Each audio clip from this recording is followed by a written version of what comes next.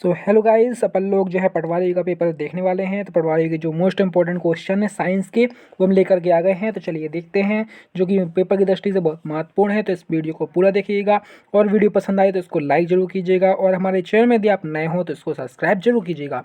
चलिए देखते हैं, क्वेश्चन पूछा गया है, रक्त का शोधन कौन करता है। रक्त का शोधन कौन करता है, इसमें आपको चार ऑप्शन दे दिए गए हैं। तो शोधन मतलब क्या होता है, शोधन का मतलब होता है साफ करना। मतलब रक्त जो है किसके द्वारा साफ किया जाता है। तो रक्त जो है गोलदे आप लोग जानते हैं, जिसे अपन लोग किडनी कहते हैं। तो किडनी के द्वारा जो है रक्त का शोधन होता है। ठीक है, अपन लोग इसका देखते हैं। नेक्स्ट क्वेश्चन से पूछा गया है, लाल रक्त कणों का निर्माण होता कहाँ पर है। तो लाल रक्त कणों का निर्माण कहाँ होता है, अस्थि मज्जा में होता है। तो इस प्रकार से अस्थि मज्जा जो है हमारा सही आंसर हो जाएगा। तो चलिए देखते हैं, नेक्स्ट क्वेश्चन से पूछा गया है, इनमें से कौन सा तना नहीं है। तो यदि तना नहीं है बात पूछी गई है, अपन लोगों को देखना है कौन सा तना है। ठीक है, तो जैसे कि आलू है ये तना है, अपन लोग जानते हैं। प्याज है ये तना है, अदरक है ये तना है। मूली अपना जो तना नहीं है, ये एक जड़ है। अब ऐसे कैसे, अपन लोग देखते हैं सारे धरती के अंदर होते हैं। तो धरती के अंदर होने का मतलब ये नहीं कि धरती के अंदर केवल जड़ ही हो सकती है। अपन लोग देखेंगे धरती के अंदर तो होते हैं बट इनसे जड़ें नहीं निकली होती हैं। ठीक है, आलू डायरेक्ट सिंपल लगा होता है, प्याज सिंपल लगी हुई होती है, अदरक भी सिंपल लगा होता है। लेकिन मूली में देखेंगे, मूली में हल्की हल्की जड़ें निकली होती हैं। मतलब एक प्रकार की जड़ है मूली, बाकी सब ये क्या है, तने हैं। तो इस प्रकार से अपना मूली सही आंसर हो जाएगा। क्वेश्चन पूछा गया था, निम्न में से किस पदार्थ के लगाने से कटे स्थान में जो रक्त होता है मतलब खून होता है वो बहना रुक जाता है। तो अपने पास चार ऑप्शन है, इसमें अपन को बताना है कि अपन लोग ऐसा क्या लगा लें कि अपने को जो खून बह रहा है वो तुरंत रुक जाए। तो इसके लिए आपको क्या लगाना पड़ेगा, आपको लगाना पड़ेगा फेरिक क्लोराइड। आप फेरिक क्लोराइड लगा लीजिए। आपके यदि कहीं लग गया है, कुछ खून बह रहा है, तो आपको खून जो है तुरंत रुक जाएगा। पूछा गया था, पेंसिल में प्रयुक्त काला शीशा होता है। ठीक है, तो अपन लोग पेंसिल का यूज़ तो करते हैं, उसमें अपन लोगों ने देखा भी होगा काला शीशा होता है, मतलब काले कलर की रहती है रॉड जिससे अपन लोग लिखते हैं। तो ये किस चीज़ की बनी होती है, ये पूछा गया है। तो ये किसकी चीज़ बनी होती है, ग्रेफाइट की बनी हुई होती है। ठीक है, तो ग्रेफाइट अपना सही आंसर हो जाएगा। अगला क्वेश्चन पूछा गया था, सोडियम थायोसल्फेट का प्रयोग फोटोग्राफी में किया जाता है। इसका सोडियम थायोसल्फेट का प्रयोग फोटोग्राफी में किया जाता है। अब किस चीज़ के लिए किया जाता है, तो ये किया जाता है सिल्वर ब्रोमाइड को पृथक करने के लिए। किस चीज़ के लिए किया जाता है, सिल्वर ब्रोमाइड को पृथक करने के लिए। तो इस प्रकार से सिल्वर ब्रोमाइड को पृथक करना हमारा सही आंसर हो जाएगा। अगला क्वेश्चन पूछा गया था, आयोडीन युक्त हार्मोन कौन सा है। कौन सा, आयोडीन युक्त मतलब जिसमें आयोडीन पाया जाता है, ऐसा कौन सा है। तो ये अपना हार्मोन है थायरोक्सिन हार्मोन। कौन सा, थायरोक्सिन हार्मोन। थायरोक्सिन हार्मोन जो आयोडीन की कमी से कौन सी ग्रंथि प्रभावित होती है, थायरोक्सिन ग्रंथि जो है प्रभावित होती है। वैसे रोग कौन सा होता है, थायराइड रोग होता है। तो इस प्रकार से सब थायराइड से ही, तो इस प्रकार थायराइड, थायरोक्सिन, थायरोक्सिन ग्रंथि, इस प्रकार से जो है आयोडीन का युक्त हार्मोन कौन सा है, थायरोक्सिन हार्मोन है। अगला क्वेश्चन पूछा गया था, सौरमंडल की खोज का श्रेय किसे दिया जाता है। सौरमंडल जिसमें कि सन भी हो, स्टार भी हो और कई सारे ग्रह उपग्रह हो, ये सब की खोज का श्रेय किसे जाता है। तो हम लोग जानते हैं कोपरनिकस के ग्रहों के नियम अपन लोग देखे हैं ना। तो इस प्रकार से कोपरनिकस ने जो है ग्रहों सब चीज़ को बताया था। उसी ने बताया था कि जो ग्रह हैं ये जो है, कोपरनिकस ने ही बताया था कि जो ग्रह हैं ये सूरज का चक्कर लगाते हैं। तो इस प्रकार से कोपरनिकस को जो है सौरमंडल का खोज का प्रणेता माना जाता है। अगला क्वेश्चन देखें अपन लोग, तो लिखा हुआ है कि मनुष्य में गुणसूत्रों की संख्या कितनी होती है। तो हम लोग जानते हैं गुणसूत्रों के बारे में यदि आप बात करें तो अपन लोग जानते हैं 23 जोड़े गुणसूत्र पाए जाते हैं। और 23 जोड़े मतलब कि 23 दूनी 46, तो 46 हमारा सही आंसर हो जाएगा। जिनमें से जो 22 जोड़े होते हैं वो समान होते हैं, जिसमें से एक जो होता है, एक जोड़ा जो डिफरेंट होता है। यदि एक्स वाई ये दोनों मिलते हैं तो लड़का बनता है, और यदि एक्स और एक्स मिलते हैं तो क्या बनता है, लड़की बनती है। तो इस प्रकार से ये गुणसूत्रों के बारे में बात हो गई। अगला पूछा गया था, विषाणु जो है वो वृद्धि करते हैं, इसमें करते हैं मृत कोशिकाओं में, जीवित कोशिकाओं में, पानी में या फिर चीनी विलयन में।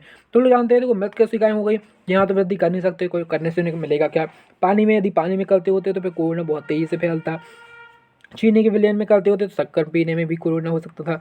तो इस प्रकार से इन सब चीज़ों से नहीं फैलता है। ये बढ़ता काय में है, जीवित कोशिका में। जो सिंपल जीवित कोशिका है यहाँ पहुँचता है और यहाँ पर अपनी ग्रोथ करता है। मतलब एक व्यक्ति में जैसे ही पहुँचा, छींकने किसी बात करने में किसी प्रकार से पहुँचा, और एक तो कार्ड पहुँचने के बाद वो क्या करता है, वृद्धि करता जाता है। अगला क्वेश्चन पूछा गया था कि आंखों में आंसू जो निकलते हैं वो कहाँ से निकलते हैं। तो देखो, आंखों में आंसू जो निकलते हैं वो निकलते हैं लैक्रिमल ग्रंथि। क्यों, लैक्रिमल ग्रंथि को ही अश्रु ग्रंथि भी कहा जाता है। कौन सी ग्रंथि कहा जाता है, अश्रु ग्रंथि कहा जाता है। तो इस प्रकार से लैक्रिमल ग्रंथि से ही आंखों से आंसू निकलते हैं, तो इसलिए अपन का लैक्रिमल ग्रंथि जो है सही आंसर हो जाएगा। पूछा गया था सूर्य के प्रकाश की सहायता से विटामिन डी का जो संश्लेषण होता है ये कैस में होता है। तो हम लोग जानते हैं, देखो यकृत की याद करें तो यकृत में जो है डायरेक्ट यकृत हरी के अंदर पाया जाता है, तो ये विटामिन डी कैसे ले पाएगा सूरज से। गाल ब्लैडर ये भी अंदर पाया जाता है, ये भी नहीं ले सकता है। तो त्वचा जो हो जाएगा हमारा सही आंसर हो जाएगा। इस प्रकार से त्वचा में जो है विटामिन डी का संश्लेषण होता है।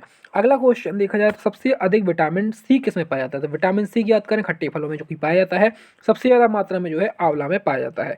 तो इस प्रकार से आंवला जो है हमारा सही आंसर हो जाएगा। क्वेश्चन पूछा गया था ग्रीन हाउस प्रभाव के लिए उत्तरदायी होता है ग्रीन हाउस इफेक्ट। ये होता क्या है?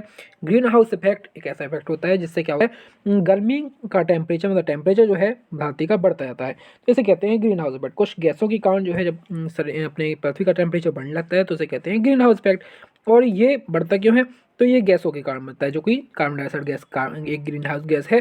तो ऐसी गैसें जो कि क्या करती हैं धरती की गर्मी को बाहर निकलने देती हैं, क्लियर टाइप में बना लेती हैं, उन्हें कहते हैं ग्रीन हाउस गैस। तो इस प्रकार से कार्बन डाइऑक्साइड एक ग्रीन हाउस गैस है, तो इस प्रकार से इसके कारण जो है ग्रीन हाउस प्रभाव बढ़ता जाता है और इससे ग्लेशियर पिघलते हैं जो कि हमारे लिए नुकसानदायक है। अगला देखें अपन लोग, पूछा गया था भोपाल गैस दुर्घटना किस गैस के रिसाव के कारण हुई थी। तो अपन लोग को जानते हैं मिथाइल आइसोसाइनाइड जो है इसका सही आंसर हो जाएगा मिथाइल आइसोसाइनाइड, जिसके कारण जो है भोपाल गैस दुर्घटना हुई थी। अगला क्वेश्चन आया था कि सेलुलोज क्या है, सेलुलोज क्या है। तो सेलुलोज अपन लोग जानते हैं क्या है, कार्बोहाइड्रेट है। क्या है?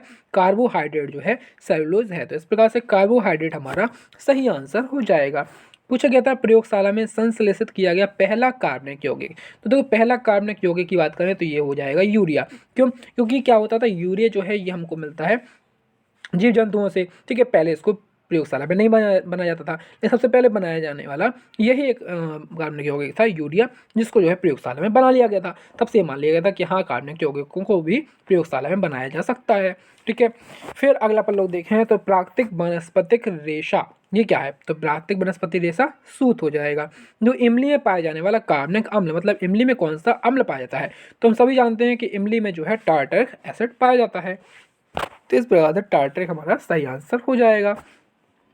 क्वेश्चन पूछा गया था जीवाणुनाशक गैमेक्सिन का सूत्रीकरण किस पर आधारित है। तो इसका जो सही आंसर हो जाएगा वो हो जाएगा बेंजीन हेक्साक्लोराइड। बेंजीन हेक्साक्लोराइड जो है इसके सूत्रीकरण पर आधारित है। अगला क्वेश्चन पूछा गया था दूध में उपस्थित सैकेराइड हैं। दूध में उपस्थित सैकेराइड कौन से हैं। तो दूध में उपस्थित सैकेराइड कौन से हैं, तो ये हो जाएगा लैक्टोज। दूध में क्या है, लैक्टोज शर्करा पाई जाती है। और आपको बता दें कि लैक्टिक अम्ल भी दूध में ही पाया जाता है। तो कौन सा अम्ल पाया जाता है दूध में, लैक्टिक अम्ल। शर्करा कौन सी, लैक्टोज शर्करा। तो इस प्रकार से जो है लैक्टोज हमारा सही आंसर हो जाएगा। तो दुर्गंध युक्त मक्खन, तो दुर्गंध युक्त मक्खन भले पूछा है उसने, लेकिन अपन को मक्खन से भी जो है लैक्टिक अम्ल से नहीं जोड़ना है, इसका गलत हो जाएगा, ठीक है। अपन को जानना है कि ब्यूटायरिक अम्ल जो होता है, ब्यूटायरिक अम्ल जो है दुर्गंध युक्त मक्खन में पाया जाता है। मतलब ऐसा मक्खन जिससे दुर्गंध आने लगी है उसमें क्या आ जाता है, ब्यूटायरिक अम्ल आ जाता है। तो ब्यूटारिक अम्ल हमारा सही आंसर हो जाएगा। अश्रु गैस कौन सी होती है, ठीक है। अश्रु गैस पूछी गई है। तो अश्रु गैस को आप लोग जानते होंगे अल्फा क्लोरो एसिटोफिनोन जो है ये क्या हो जाती है, अश्रु गैस होती है, ठीक है। अगला क्वेश्चन देखा जाए तो पूछा गया था दिसंबर 1984 में भोपाल की दुखद घटना के लिए उत्तरदायी, वही बताई थी मिथाइल आइसोसाइनाइड, जिसका फॉर्मूला होता है CH3NCO। तो CH3NCO जो है हमारा सही आंसर हो जाएगा। पॉलिस्टर एक यौगिक है, पॉलिस्टर एक यौगिक है, तो ये कौन से का यौगिक है, तो हम सभी जानते होंगे कि ये एलिफेटिक अम्ल व एरोमेटिक एल्कोहल का जो है ये क्या यौगिक है, पॉलिस्टर। तो इस प्रकार से पॉलिस्टर एलिफेटिक अम्ल और एरोमेटिक एल्कोहल का यौगिक है।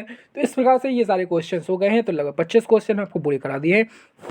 वीडियो पसंद आई हो तो इसको लाइक शेयर सब्सक्राइब जरूर कीजिएगा और आगे जो है वीडियो इसी प्रकार से हम डालते रहेंगे, तो उन वीडियो को जरूर देखिएगा। मिलते हैं नई वीडियो के साथ, तब तक के लिए धन्यवाद।